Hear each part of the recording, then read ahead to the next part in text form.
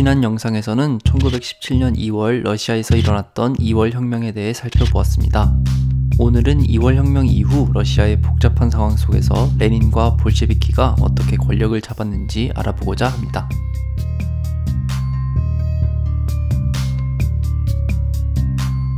러시아는 2월 혁명 이후 임시정부와 소비에트 사이에서의 이중 권력 체제로 인해 불안정한 상황에 빠져 있었습니다. 페트로그라드의 노동자들은 비교적 엘리트로 구성된 임시정부의 인사들과 그들이 발표한 정책에 강한 불만을 가지고 있었습니다. 그리고 레닌은 이러한 민중의 여론을 간파하고 있었다는 듯 4월 태제를 발표해 모든 권력을 소비에트로 라는 구호 아래 페트로그라드 시민들을 끌어들입니다. 이 구호 아래 7월에는 노동자와 군인들이 페트로그라드에서 대규모 시위를 벌였는데요.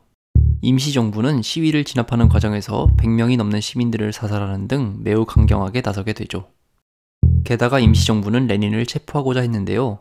이 때문에 레닌은 임시정부의 탄압을 피해 페트로그라드를 벗어나 다시 도주해야 했습니다. 한편 2월 혁명이 발발한 지 5달이 채 지나지 않은 7월 8일, 임시정부에는 알렉산드르 케렌스키라는 인물이 총리가 되었습니다. 그는 취임한 이후 대중집회에 대한 강력한 규제와 전선에서의 사형제도 부활 등의 강경한 정책을 펼치고 있었습니다.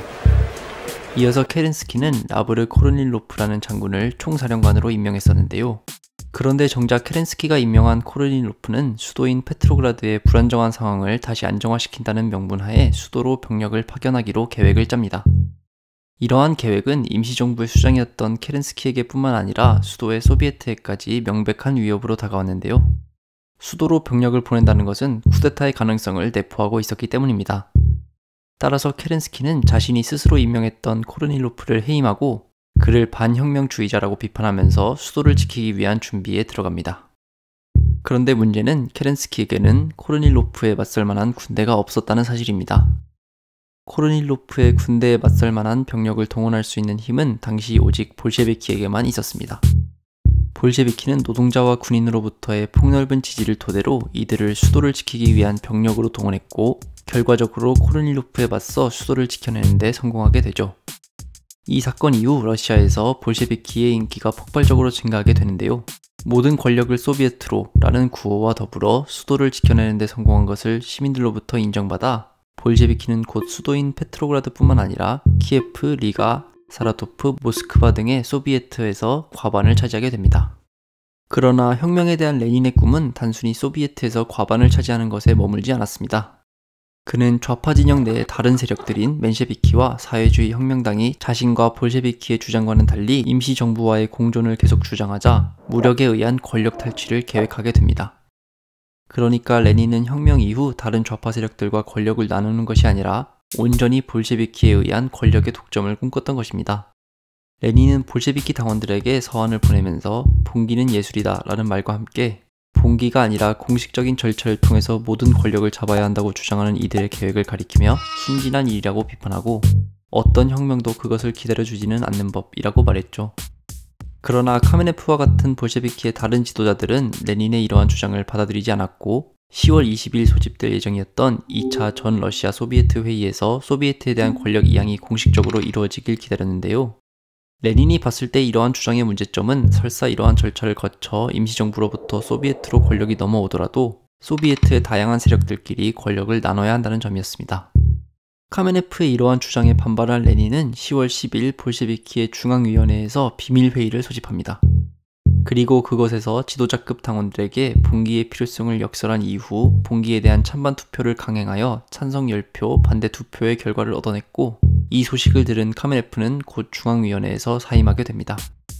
어쨌든 표결을 성공적으로 이끌어낸 레닌은 볼셰비키 내에서 군사혁명위원회를 조직하고 우리에게도 많이 알려진 트로츠키가 이 군사혁명위원회의 위원장이 되죠. 이렇게 표결이 이뤄진 이후 카메네프가 사임하면서 봉기에 대한 자신의 반대 의사를 신문을 통해서 공개적으로 밝혔기 때문에 당시 수도에서는 긴장감이 돌고 있었습니다.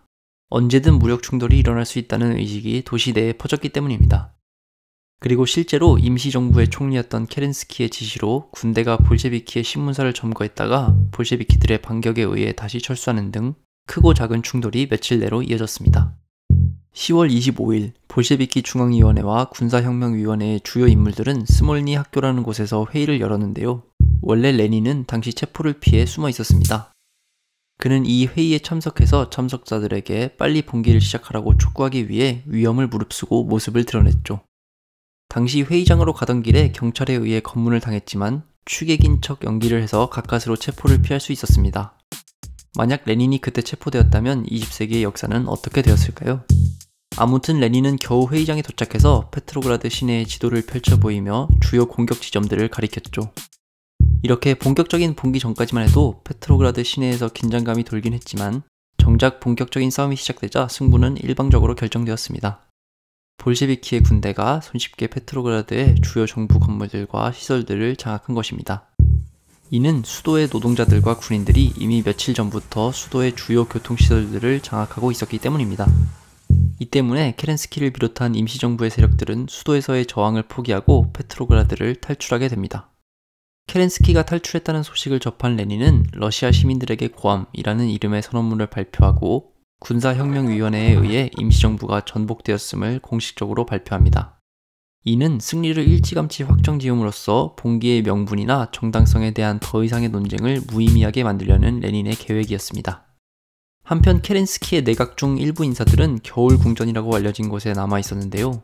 이들은 볼셰비키가 봉기를 일으켰을 때 소수의 병력으로 수비를 하고 있었지만 이 병력들조차도 오랜 시간 식량 배급도 제대로 받지 못하고 사기도 꺾여 있었죠. 결국 볼셰비키는 아무런 피해도 입지 않은 채 겨울 궁전을 점령하게 됩니다. 이렇게 레닌과 볼셰비키가 10월 혁명이라 불리게 되는 과정을 통해서 어쩌면 허무한 느낌이 들 정도로 손쉽게 승리한 것은 많이 알려져 있지 않은데요. 이는 혁명 이후 레닌이 10월 혁명의 과정을 최대한 영웅적인 모습으로 역사에 남기기 위해 노력했기 때문입니다. 이것의 대표적인 예가 이후 소련의 유명 영화 감독이었던 세르게이 예이젠슈테인이 10월 혁명을 토대로 만든 영화인 10월입니다. 1928년 발표된 이 영화를 보면 10월 혁명의 과정이 굉장히 드라마틱하고 영웅적으로 표현되어 있습니다.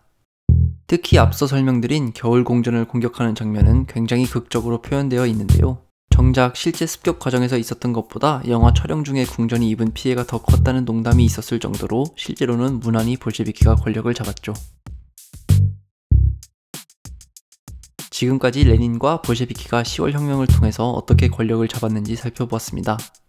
이를 통해서 어쩌면 10월 혁명 자체보다는 그 이전까지의 준비 과정에서 레닌의 정치적 투쟁이 지니는 역사적 의미가 크다는 점을 알게 되었는데요.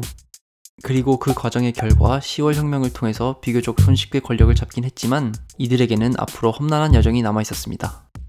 아직 1차 세계대전 속에서 독일과의 전쟁은 진행 중이었고 레닌과 볼셰비키는 광활한 러시아 영토 속에서 아직 수도인 페트로그라드만을 장악했을 뿐이었죠. 때문에 러시아는 향후 몇 년 동안 어쩌면 혁명 그 자체보다도 더 힘겹고 잔혹했다고 표현할 수 있을 내전에 휩싸이게 됩니다.